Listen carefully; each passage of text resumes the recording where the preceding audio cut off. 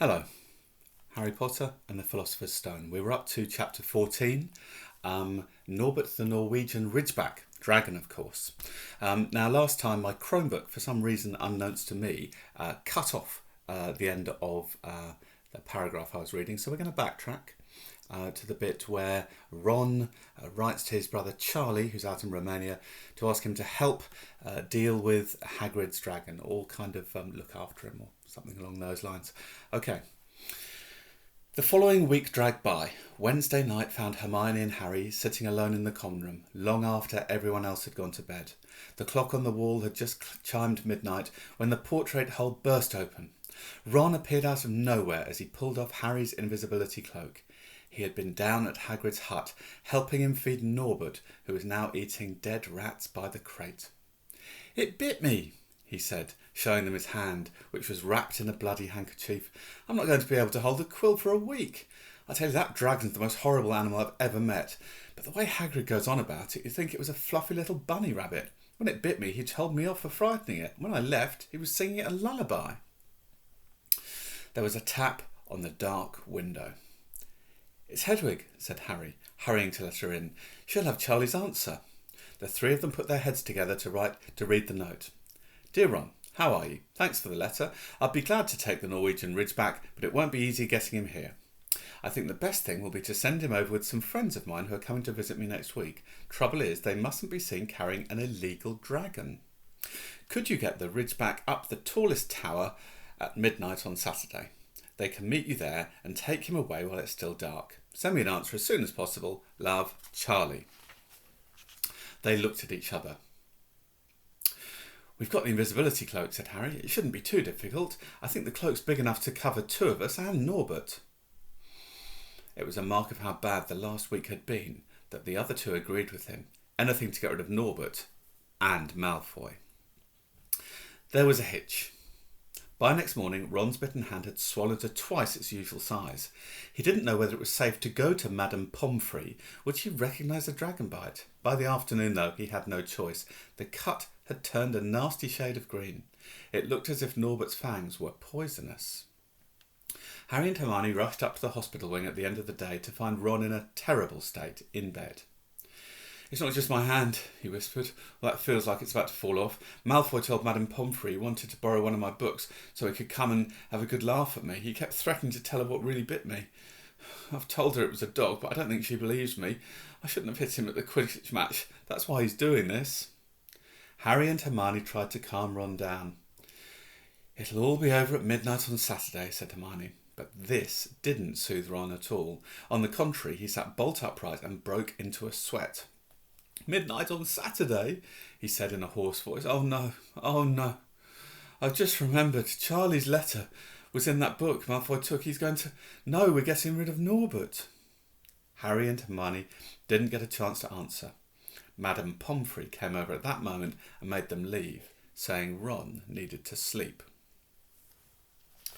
"It's too late to change the plan now," Harry told Hermione. "We haven't got time to send Charlie another hour, and this could be our only chance to get rid of Norbert.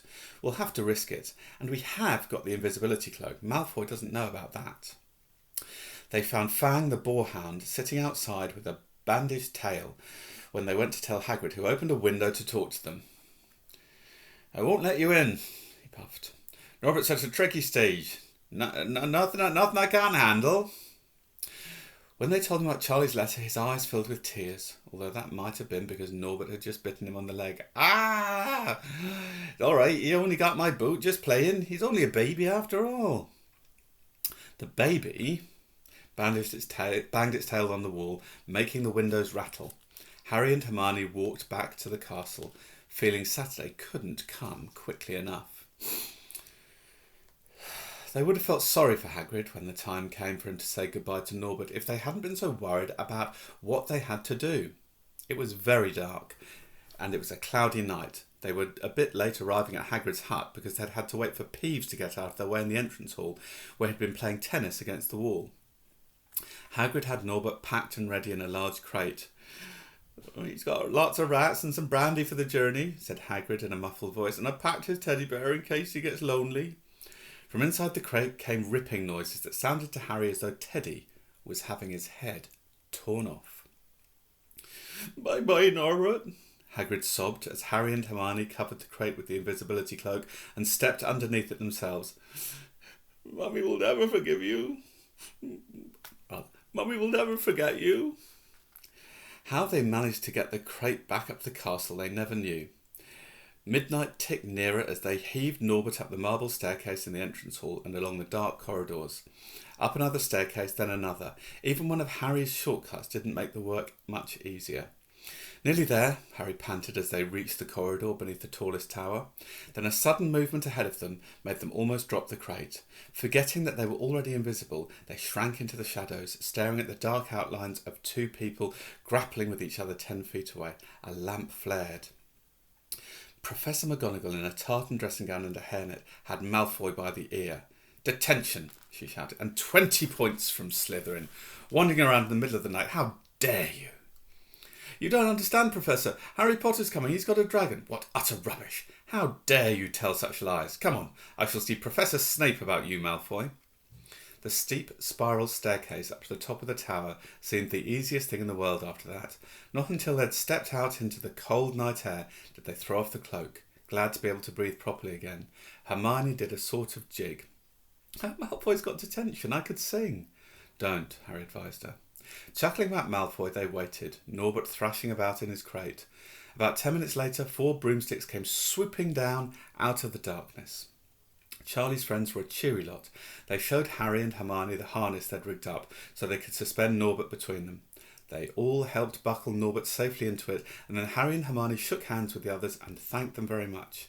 At last, Norbert was gone. They slipped back down the spiral staircase, their hearts as light as their hands, now that Norbert was off them. No more dragon, Malfoy in detention. What could spoil their happiness? The answer to that was waiting at the foot of the stairs. As they stepped into the corridor, Filch's face loomed suddenly out of the darkness. "Well, well, well.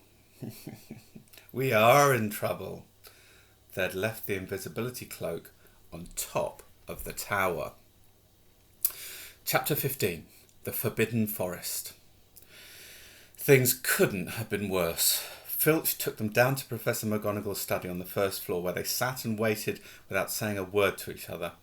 Hermione was trembling. Excuses, alibis, and wild cover-up stories chased each other around Harry's brain, each more feeble than the last. He couldn't see how they were going to get out of it this time. They were cornered. How could they have been so stupid to forget the cloak? There was no reason on earth that Professor McGonagall would accept for their being out of bed and creeping around the school in the dead of night, let alone being at the tallest astronomy tower, which was out of bounds except for classes. Add Norbert and the invisibility cloak, and might as well be packing their bags already. Had Harry thought that things couldn't have been worse, he was wrong. When Professor McGonagall appeared, she was leading Neville.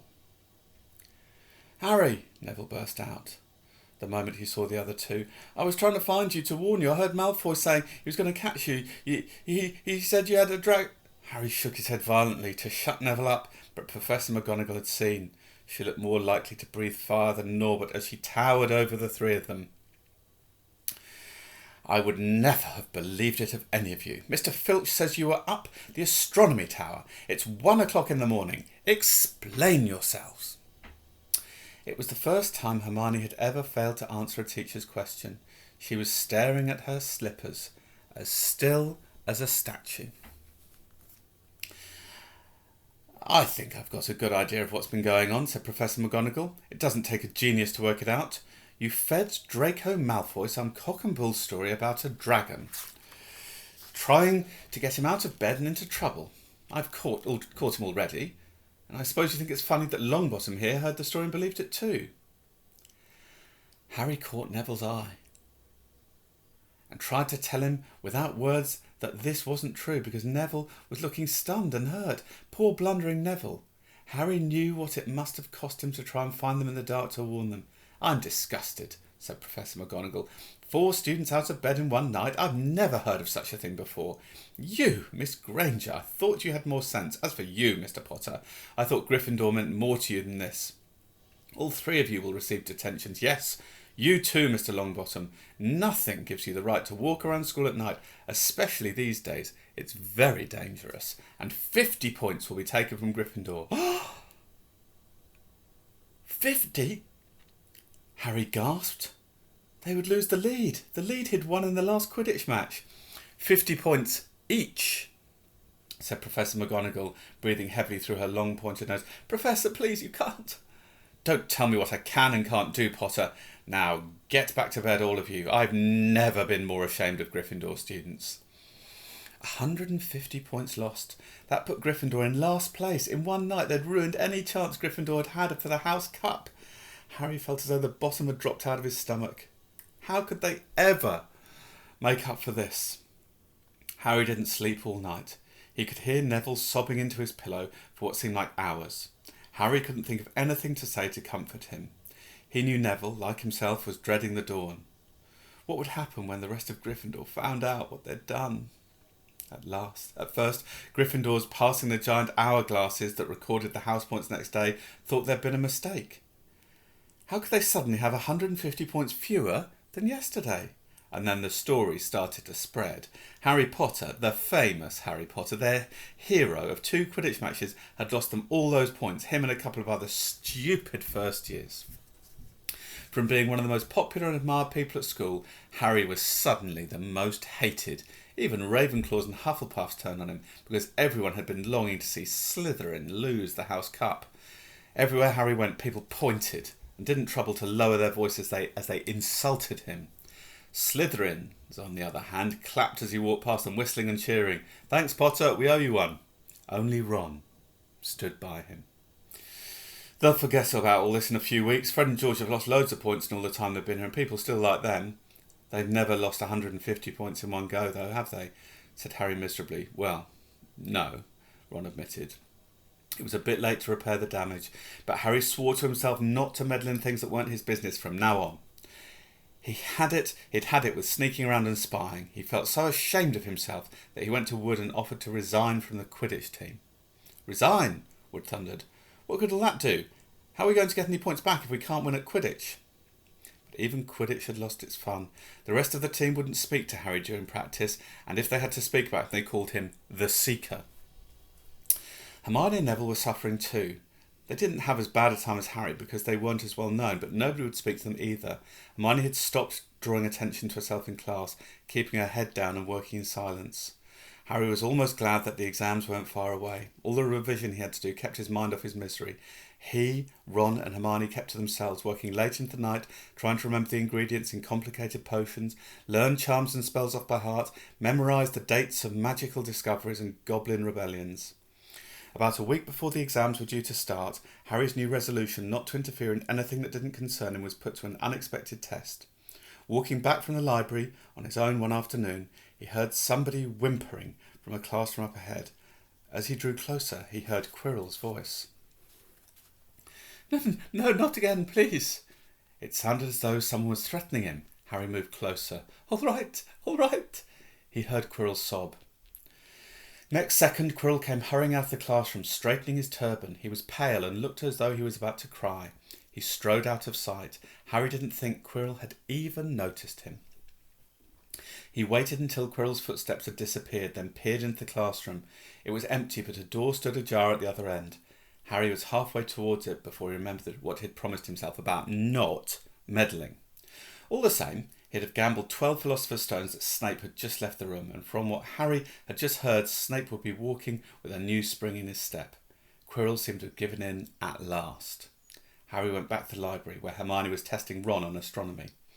Harry told them what he'd learned. Snape's done it, then, said Ron. If Quirrell's told him how to break his anti-dark force spell. There's Fluffy, though, said Hermione.